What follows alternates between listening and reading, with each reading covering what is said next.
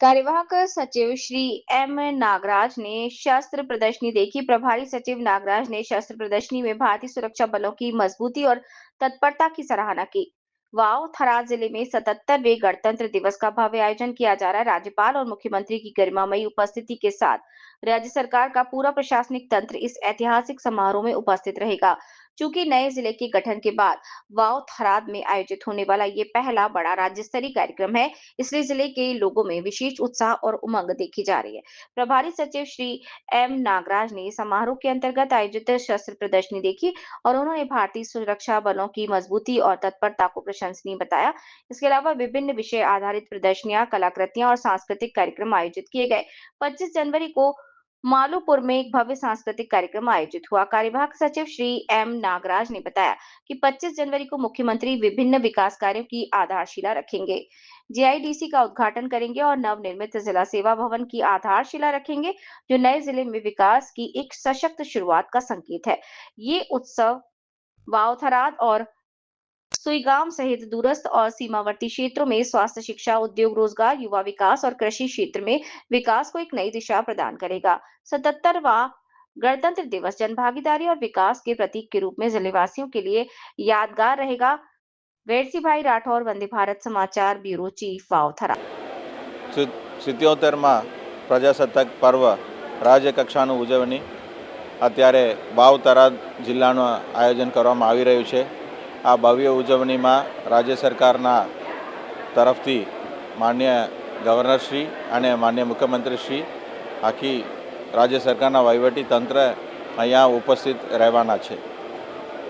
વાવ થરાદ નવા જિલ્લા બન્યા પછી આ પ્રથમ મોટું એક કાર્યક્રમ છે, જેમાં લોકોની ઉત્સાહ ખૂબ આપણે જોઈ શકીએ છીએ અને અહીંયા આજે શસ્ત્ર પ્રદર્શન પણ કરવામાં આવી રહી છે।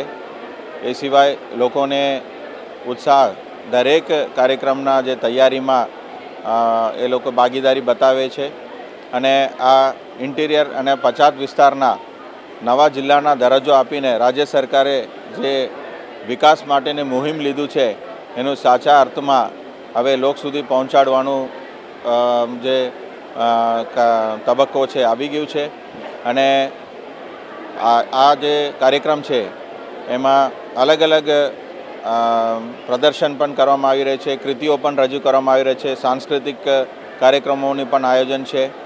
25મી તારીખે સાંજે મોટું એક કલ્ચરલ પ્રોગ્રામનું પણ આયોજન માલુપુર ખાતે કરવામાં આવી રહી છે।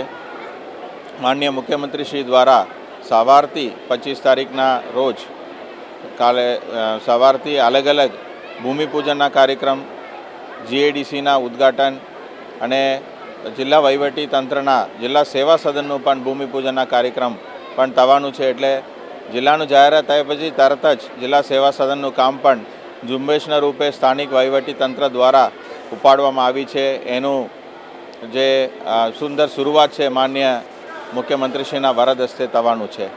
આના લીધે વાવ થરાદ અને આ વિસ્તારમાં સુઈગામ જેવા અંતરિયાળ તાલુકા, સીમાડો અને સીમા વિસ્તારમાં આજે વિકાસનું દોડ હવે વેગ આવશે અને આરોગ્ય, શિક્ષણ, ઔદ્યોગિક વિકાસ, યુવાનો માટેનું કારકિર્દી બનાવવા માટેનું તક અને એમનું નોકરિયાત અને ખેતીવાડી બધા વિષયોમાં સરકાર જ્યારે બહાર આપી રહ્યું છે, તો આ 77માં પ્રજાસત્તાક દિવસ એનું એક પ્રતીક રૂપે આપણે સૌને મળી આવે છે અને લોક ભાગીદારી ખૂબ વધારે છે અને લોકોની ઉત્સાહ પણ અને ઉમંગ સાથે લોકો પણ જોડાય છે।